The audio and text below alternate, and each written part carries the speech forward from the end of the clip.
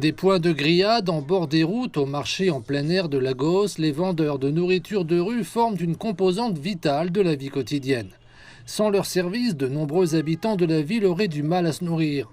Le stress de cuisiner après avoir passé plusieurs heures au travail et dans les embouteillages fait que fréquenter un vendeur de rue n'est pas une fatalité pour beaucoup.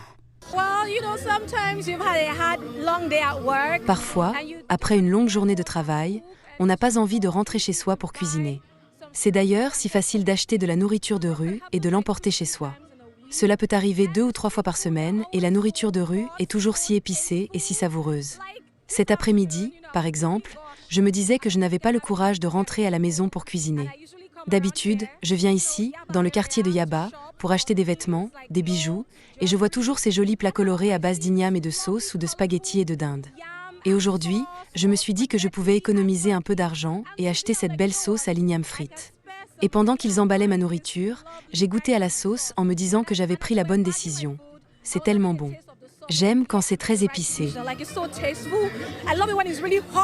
Si le secteur alimentaire informel sert plusieurs millions de personnes, il ne dispose souvent pas de l'infrastructure de base nécessaire pour garantir la sécurité des aliments. Les nutritionnistes affirment que les contaminations sont fréquentes avec la nourriture de rue, mais que généralement les maladies dues à ces contaminations ne sont pas signalées.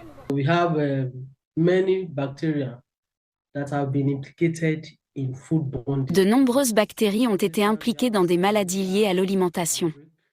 Par exemple, des épidémies de salmonelle, d'E. coli, de listeria monocytogène et cela entraîne des maladies comme des troubles gastro-intestinaux.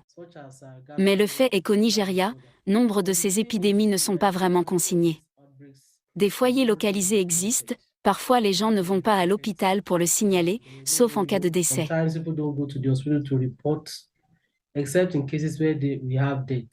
Si certains vendeurs de rue s'efforcent de respecter les règles d'hygiène de base et de garantir la sécurité de leurs produits, beaucoup les ignorent ou sont tout simplement mal informés.